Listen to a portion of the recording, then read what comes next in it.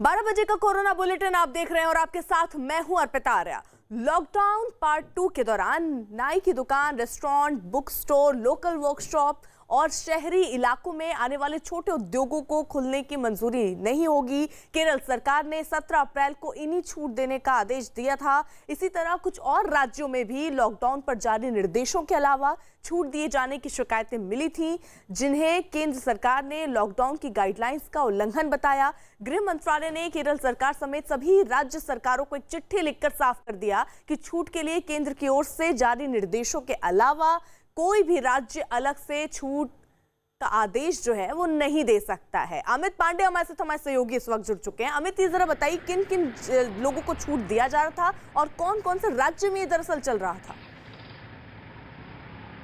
देखिए, केरल में ये 17 तारीख को केरल सरकार ने सर्कुलर जारी किया था कि नाई की दुकान, बुक स्टोर, इसके अलावा छोटी शॉप्स को खुलने की इजाज़त दी जाएगी। तो इसके बाद 19 तारीख को गृह मंत्रालय ने चिट्ठी लिखी केरल सरकार के मुख्य सचिव को और कहा कि जिन चीज़ों में आपने रियायत बरतने का फैसला किया है वो उल्लंघन है गाइडलाइंस का। और उसके ठीक बाद उन्होंने सारे राज्यों को चिट्ठी लिखी और कहा कि जो जो बातें गाइडलाइंस में की गई है उसका ही हूबहू पालन किया जाए, उसके अलावा किसी भी चीज़ का यहाँ पर एडिशन न किया जाए। अगर ऐसा होता है तो ये डाइल्यूशन ऑफ गाइडलाइंस है, इसका मतलब कि गाइडलाइंस का उल्लंघन माना जाएगा और सख्ती से इन सारी चीज़ों पर अमल होना चाहिए।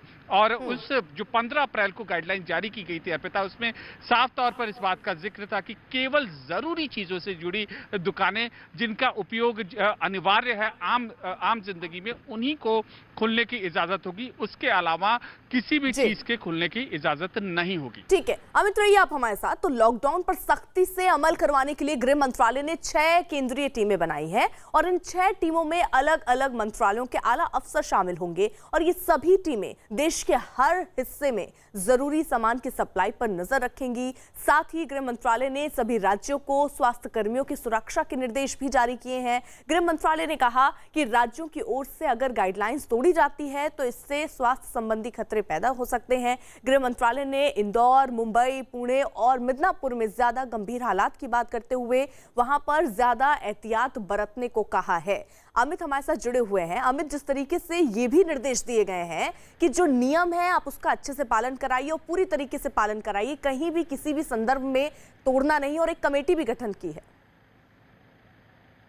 देखिए, 6 इंटर मिनिस्ट्रियल सेंट्रल कमेटी का गठन किया गया है और लॉकडाउन पार्ट 1 के दौरान जो 3 बातें यहाँ पर प्रमुख आ रही थी, पहला कि सोशल डिस्टेंसिंग का पालन नहीं किया जा रहा था, दूसरा स्वास्थ्य कर्मियों पर लगातार यहाँ पर हमले हो रहे थे और तीसरा गाइडलाइंस का जो पालन नहीं किया जा रहा था। तो उन सब को देखते हुए यहाँ पर ये 6 इंटर मिनिस्ट्रियल सेंट्रल टीम का गठन किया गया है और इसमें केंद्र सरकार के वरिष्ठ अधिकारी यहाँ पर शामिल होंगे और जैसे ही ऑन द ग्राउंड जो भी वायलेशन होता है या फिर कोई भी एक इमरजेंसी सिचुएशन यहां पर अराइज होती है, कोई भी आकस्मिक स्थिति उत्पन्न होती है, तुरंत जमीनी हालात के हिसाब से ये सेंट्रल टीम हिस्सा लेगी और अमल करवाएगी यह निर्देश। साथ ही ये टीम ये भी सुनिश्चित करेगी कि लॉकडाउन का सारे देश में ठीक से पालन हो रहा है और जरूरी चीजों की लॉकडाउन के दौरान जो सप्लाई है वो बराबर और लगातार यहां पर जारी रहे। जी, तो एक तरफ कई राज्यों में आज से लॉकडाउन में